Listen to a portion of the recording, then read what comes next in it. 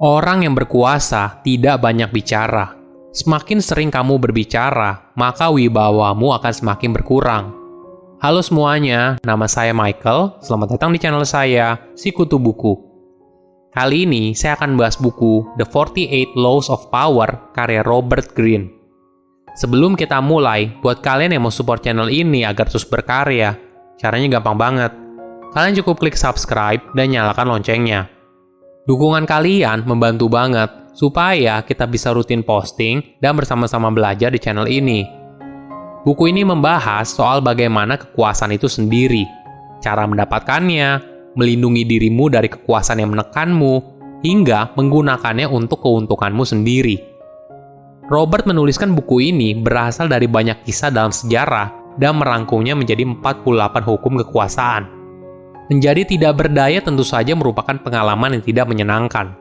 Jika diberikan kesempatan, pasti tidak ada orang yang ingin di posisi tersebut. Untuk mendapatkan kekuasaan, kamu harus bisa masuk secara halus, cerdik, dan demokratis, namun juga bisa licik. Hasilnya, buku ini merupakan salah satu buku yang kontroversial. Walaupun begitu, kamu bisa mendapatkan pelajaran berharga bagaimana sebuah kekuasaan bekerja dan cara mendapatkannya. Saya merangkumnya menjadi 3 hal penting dari buku ini. Pertama, jangan terlihat lebih hebat dari atasan. Ini adalah hukum pertama yang ditulis oleh Robert dan menurut saya ini penting sekali. Jika kamu tidak hati-hati, apa yang kamu lakukan malah kontraproduktif dengan perkembangan karirmu. Satu hal yang tidak ingin dialami oleh orang dengan kekuasaan yang lebih tinggi adalah terlihat tidak berdaya. Walaupun mereka bilang kalau mereka ingin mempekerjakan karyawan yang lebih pandai dari dia, tapi di dalam hati, pasti mereka tidak ingin terlihat tidak berdaya. Jadi, ketika kamu menyombongkan keahlian kamu di depan orang lain, apalagi terlihat lebih hebat dari atasan kamu, ini bisa jadi tanda bahaya. Ada sebuah kisah yang menarik. Menteri Keuangan Prancis di bawah Raja Louis ke-14, Nicolas Fouquet, membayar pelajaran berharga itu dengan penjara seumur hidup. Ketika Nicolas mengadakan pesta yang berlebihan di istananya untuk kepentingan raja, raja menuduhnya mencuri. Karena tidak ada orang yang secara hukum bisa sekaya itu dan kemudian menyebloskannya ke penjara. Tentu saja pada zaman dulu, apa yang dilakukan Nicholas tidak bisa dimaafkan. Karena itu, membuat Raja Louis terlihat lebih rendah daripada dia. Mungkin kamu merasa kalau kamu menunjukkan talenta kamu, malah atasan kamu makin sayang. Padahal, mungkin saja yang terjadi sebaliknya. Ada ketakutan dan perasaan insecure yang muncul di benak atasan kamu. Kamu harus paham, pada dasarnya setiap orang punya perasaan insecure. Ketika kamu menunjukkan talenta kamu, secara alamiah kamu pasti akan memicu perasaan kekecewaan atau iri hati dari orang lain. Walaupun awalnya, atasan kamu terlihat menghargai kamu, tapi jika ada kesempatan, dia akan mengganti kamu dengan bawahan yang kurang pintar dan tidak mengancam posisinya. Apa yang harus kamu lakukan? Daripada terlihat lebih hebat apalagi di depan banyak orang, buatlah atasan kamu terlihat lebih hebat.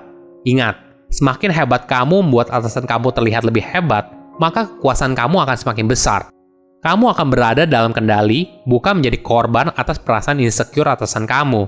Sebagai contoh, ketika Galileo Galilei menemukan 4 bulan Jupiter, dia bisa saja mengambil semua pujian atas hasil karyanya. Sebaliknya, ia menamai ke-4 bulan itu dengan menggunakan nama Grand Duke Cosimo II de' Medici dan saudara-saudaranya. Hal ini tentu saja membuat Cosimo bahagia. Bahkan dia menunjuk Galileo sebagai filsuf kerajaan dan ahli matematika resminya. Dampaknya, Galileo berhasil mengamankan dana untuk penelitiannya selama bertahun-tahun yang akan datang. Kedua, jaga reputasi dan jangan banyak bicara. Reputasi adalah dasar dari sebuah kekuatan. Bahkan ada yang bilang, jagalah reputasi seperti kamu menjaga hidupmu. Ini menunjukkan betapa pentingnya reputasi bagi seseorang. Maklum saja, pada dasarnya, kamu sulit memahami seseorang, apalagi dengan orang yang baru. Tetapi, ketika kita berinteraksi dengan orang lain, kita harus mengukur bagaimana lawan bicara kita. Inilah yang membuat reputasi menjadi bagian yang sangat penting. Kamu dapat menggunakannya untuk menciptakan aura kewibawaan dan menang. Tetapi, jika reputasimu ternodai, maka kamu akan buat dirimu rentan terhadap serangan. Oleh karena itu, jagalah reputasimu dengan baik dan selalu berhati-hati atas potensi serangan di masa depan. Di sisi lain, kamu juga bisa belajar untuk menghancurkan musuhmu dengan mencari celah dari reputasinya. Jika sudah, nanti biarkan opini publik yang menghancurkannya. Orang yang tidak bisa mengendalikan perkataannya menunjukkan bahwa dia tidak bisa mengendalikan dirinya sendiri dan tidak pantas dihormati. Tapi, lidah manusia adalah makhluk yang hanya sedikit orang bisa kuasai.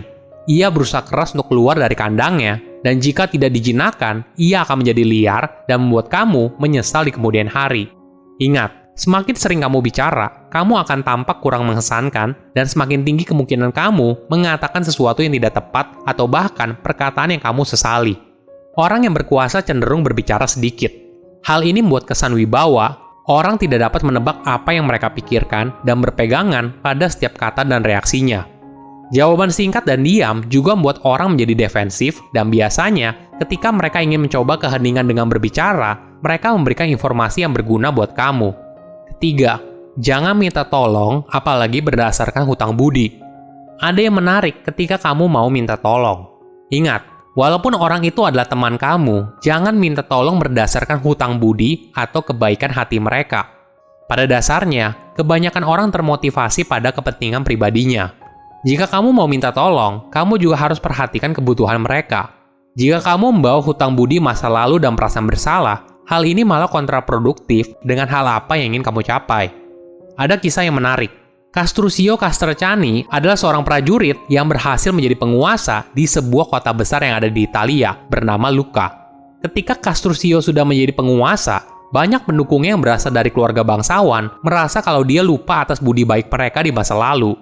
Hingga akhirnya, mereka berusaha untuk memberontak. Namun ada satu keluarga bangsawan yang tidak mau ikut memberontak bernama Stefano Poggio. Dia adalah pria yang cinta damai dan merasa kalau pemberontakan itu tidak ada gunanya. Stefano lalu bertemu dengan Castruccio dan mengingatkan atas segala jasa keluarganya yang membantu dia bisa ada di posisi sekarang. Castruccio pun mendengar dengan penuh perhatian dan meminta Stefano untuk membawa semua keluarganya agar mereka bisa punya diskusi yang lebih produktif. Ketika semua keluarga Stefano datang, Castruccio lalu membunuh mereka semua. Ini adalah contoh strategi yang salah. Stefano harusnya bisa menggunakan strategi yang lebih baik. Misalnya, membantu Castruccio untuk lebih berkuasa dan sebagai gantinya meminta jabatan yang berpengaruh. Stefano juga bisa memberikan tambahan dana kepada Castruccio atau mengatur pernikahan politik dengan keluarga bangsawan yang berpengaruh di Roma. Tapi malah Stefano mengambil strategi yang paling buruk. Jagalah reputasimu sebaik mungkin, karena reputasi inilah yang akan menyelamatkanmu dari musibah yang mungkin muncul di masa depan. Silahkan komen di kolom komentar pelajaran apa yang kalian dapat ketika baca buku ini. Selain itu, komen juga mau buku apa lagi yang saya review di video berikutnya. Saya undur diri, jangan lupa subscribe channel YouTube Sikutu Buku. Bye-bye!